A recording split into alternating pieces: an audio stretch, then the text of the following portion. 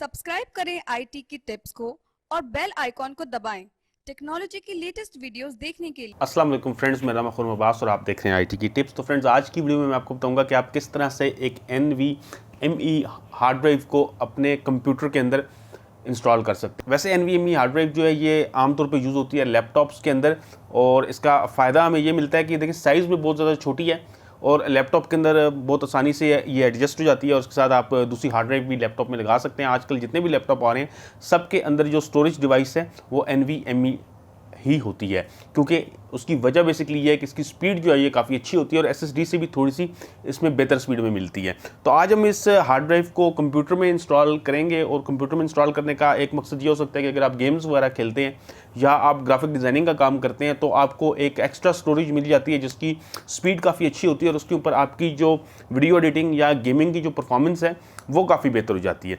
तो इसको सबसे पहले इंस्टॉल करने के लिए हमें एक कंप्यूटर के अंदर इंस्टॉल करने के लिए हमें एक कार्ड चाहिए होगा, PCI एक्सप्रेस कार्ड हमें एक चाहिए होगा, और ये कार्ड मैंने AliExpress से मंगवाया है। तो मैं इस कार्ड को ओपन करके आपको यहाँ पे दिखा देता हूँ कि किस तरह का ये कार्ड है। इसके बाद हम इसको अपने कंप्यूटर के ऊपर भी इंस्टॉल करेंगे।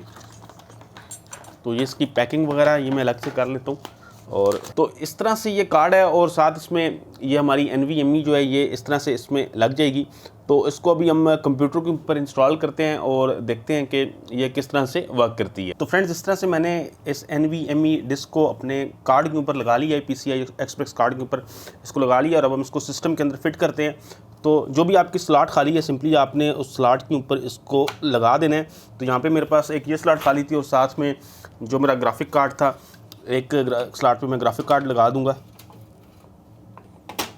तो सिंपली बस आपने एक PCI के अंदर इसको लगा देना है, और उसके बाद अब हम PC को ऑन करते हैं और देखते हैं कि PC के ऊपर ये किस तरह से परफॉर्म करती है। तो फ्रेंड्स, हमने अपने कंप्यूटर के अंदर NVMe को इंस्टॉल किया है, और उसके बाद यहाँ पे आप देख सकते हैं कि हमारे पास एक नई ड्राइव आ गई है खाली, और ये 118 GB की है।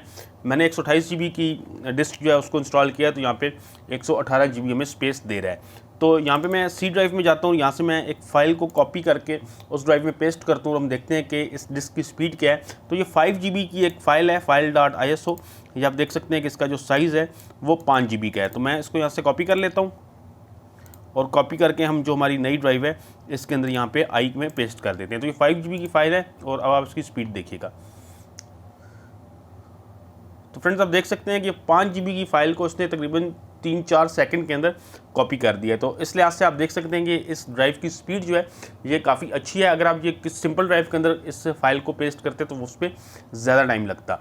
तो इस लिहाज से ये हार्ड ड्राइव जो है ये अच्छी है कि इसमें आप गेम्स वगैरह खेल सकते हैं, वीडियो एडिटिंग कर सकते हैं, और आपकी फाइल्स जो हैं वो भी काफ़ी तेज़ी से ट्रांसफ़र होंगी। तो दोस्तों, उम्मीद करता हूँ कि मेरी आज की वीडियो आपको पसंद आई होगी। अगर आपको ये वीडियो पसंद आई है तो आप इसको लाइक करें, अपने दोस्तों के साथ शेयर करें, खासतौर पे उन दोस्तों के साथ जो गेम्स खेलते हैं या वीडियो एडिटिंग करते हैं, तो उनके ये जो चीज़ है उनके काफ़ी काम आ सकती है। अगर आपको टेक्नोलॉजी के अंदर इंटरेस्ट है और आप इस तरह की मज़ीद वीडियोस देखना चाहते हैं तो आप मेरे चैनल IT की टिप्स को सब्सक्राइब कर सकते हैं। वीडियो देखने का बहुत शुक्रिया। अल्लाह।